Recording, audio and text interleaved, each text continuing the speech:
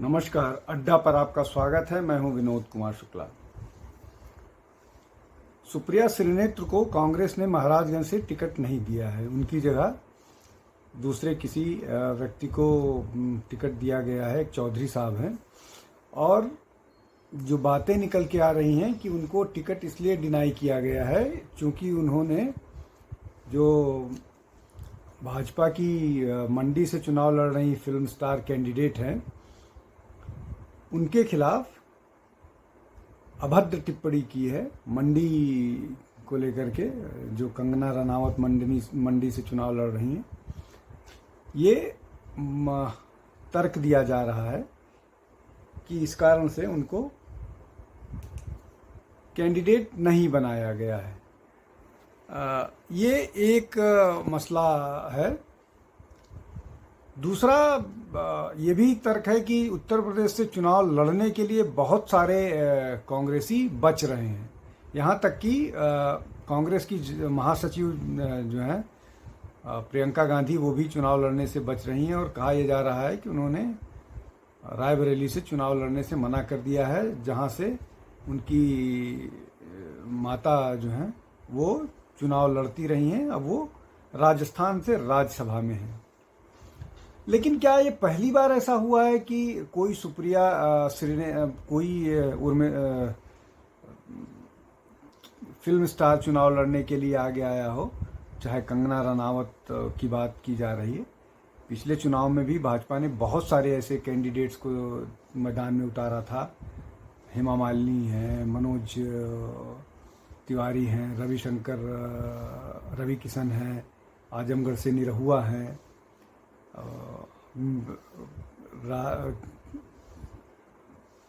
बहुत सारे और ऐसे कैंडिडेट्स हैं जिनको डिनाई किया था, जिसमें शत्रुघ्न सिन्हा थे। बाद में वो चले गए तृणमूल कांग्रेस से, और तृणमूल कांग्रेस से चुनाव लड़ के आए, जीत के आए और अभी फिर चुनाव लड़ रहे हैं।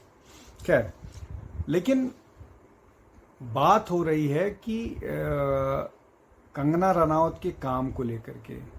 कंगना रनावत ने बहुत सारी फिल्में की हैं, ग्लैमरस फिल्मों से लेकर के अच्छी फिल्में, जिनके लिए उनको राष्ट्रीय पुरस्कार तक मिला है। उनकी कला को लेकर के उनको सब तरह से, चाहे बॉक्स ऑफिस हो, चाहे क्रिटिक हो, या राष्ट्रीय स्तर पर उनको सम्मान मिला है। उर्मिला मातोंडकर चुनाव लड़ी थी मुंबई नॉर्थ से कांग्रेस के कैंडिडेट के रूप में, और वो लगभग 4.5 लाख वोटों से अपना चुनाव हारी थी, 4,60,000 से। मैं आपको आज कुछ इस तरह के कैंडिडेट्स की सूची गिनाऊंगा जो कांग्रेस के उससे चुनाव लड़ते रहे। सुनील दत्त बड़ा नाम है, बड़े कलाकार हैं, बहुत रिस्पेक्टेड व्यक्ति हैं।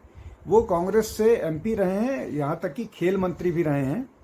अमिताभ बच्चन ने हेमवती नंदन बहुगुणा को इलाहाबाद, आज के प्रयागराज से चुनाव हराया था, राजीव गांधी के उससे। गोविंदा, जिन्होंने कल शिवसेना ज्वाइन की है, शिवसेना शिंदे वाली, एकनाथ शिंदे वाली, उन्होंने कांग्रेस से चुनाव लड़ा है। राजेश खन्ना ने चुनाव लड़ा है कांग्रेस से। राजेश खन्ना ने नई दिल्ली सीट से आडवाणी जी के खिलाफ चुनाव लड़ा था, हार गए थे। फिर आडवाणी जी ने अपनी गुजरात की सीट रिटेन की, तो यहाँ से फिर वो लड़े बाई इलेक्शन। उनके खिलाफ शत्रुघ्न सिन्हा थे, शत्रुघ्न सिन्हा हार गए, राजेश खन्ना चुनाव जीत गए। तो ये इस तरह की लंबी सूची है। अगर टीएमसी की बात करें तो पिछले चुनाव में मिमी चक्रवर्ती, नुसरत जहां, दीपक अधिकारी, बाबुल सुप्रिय तो पिछले बार बीजेपी में थे, मुनमुन सेन, लंबी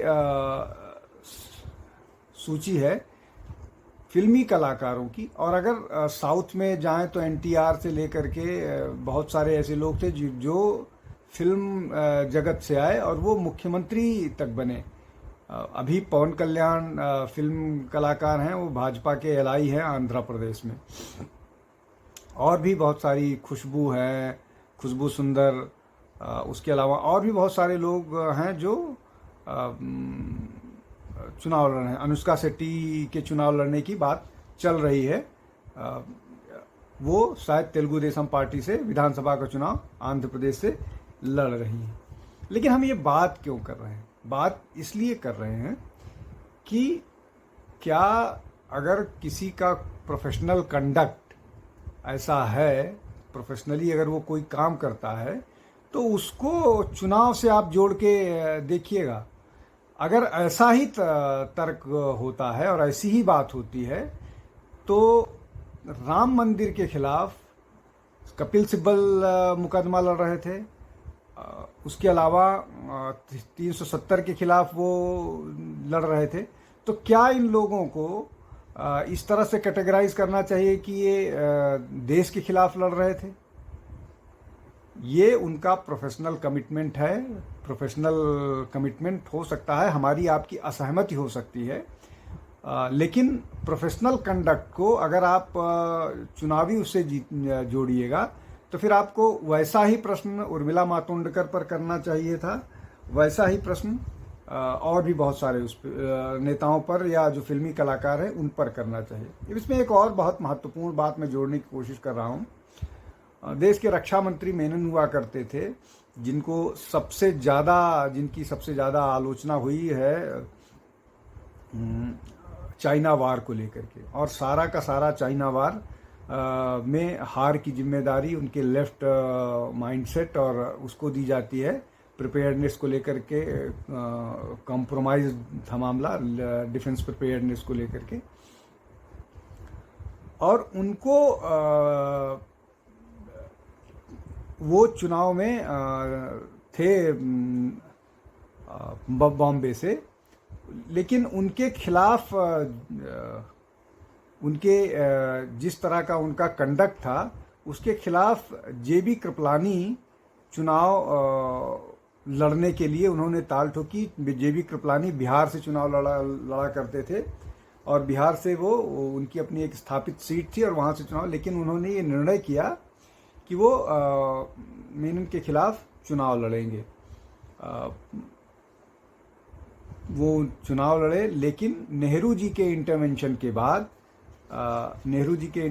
के बाद दिलीप कुमार ने कृपलानी के खिलाफ, आचार्य कृपलानी के खिलाफ प्रचार किया और उस चुनाव में आचार्य कृपलानी हारे। ये एक बड़ा मसला है, और नेहरू जी को सारे उनके इतने बड़े उनका इतना बड़ा ऑरा जैसा दिखाया जाता है, उस ऑरा के बावजूद उनको दिलीप कुमार की मदद लेनी पड़ी अपने प्रिय नेता और डिफेंस मिनिस्टर को चुनाव जीतने के लिए। अब ये 62 की लड़ाई के बाद के चुनाव की मैं बात कर रहा हूँ। अब 67 की बात करता हूँ, जब वाजपेयी जी बलरामपुर से चुनाव लड़ रहे थे, और तब वाजपेयी जी नहीं हुआ करते थे, एक सामान्य जनसंघ के कार्यकर्ता हुआ करते थे जो बहुत वाकपटु थे, जिनकी ऑरेटरी की बहुत तारीफ होती थी। और उस चुनाव में बलरामपुर में उनके खिलाफ कांग्रेस के कैंडिडेट को समर्थन करने के लिए बलराज साहनी को बुलाया गया, और इन चुनावों में वाजपेयी जी लगभग 2000 मतों से चुनाव हार गए। वाजपेयी जी ने ग्रेसफुली एक्सेप्ट किया, लेकिन ये जो ग्लैमर का राजनीति से मिला जुला वो है, वो आज की नहीं है, वो 62 से या उसके पहले से चुनाव में दिखता है। दूसरी प्रमुख बात ये है कि हम इसको अलग कैसे कर सकते हैं। वो भी सिटीजन हैं, लेकिन हम अगर उनके किसी कला के स्वरूप को जो मॉडर्न डेज में बहुत कुछ जिसमें बदलाव आया है, उसके कारण अगर उसकी आलोचना करते हैं और उस पर अभद्र टिप्पणी करते हैं, तो ये निश्चित तौर पर अशोभनीय है। और शायद कांग्रेस को ये महसूस हुआ कि ये टिप्पणी जो हुई है कंगना रनौत पर, वो उसने काफ़ी डैमेज किया है, और अगर इस बार सुप्रिया श्रीनेत्र को उतारा जाता है तो ये एक और बड़ा मसला बनेगा, जो मसला ऑलरेडी बन चुका है। मुझे लगता है कि पब्लिक लाइफ में जो लोग हैं उनको बहुत संयत के साथ बोलना चाहिए, लेकिन सुप्रिया श्रीनेत्र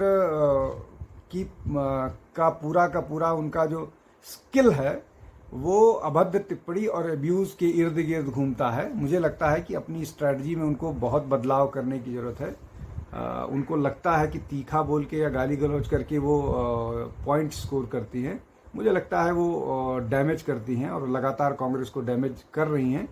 कांग्रेस ने शायद एक स्टेप रियलाइज़ किया है। आज के लिए इतना ही।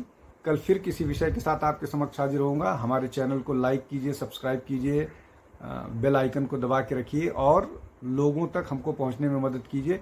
बहुत बहुत धन्यवाद। नमस्कार।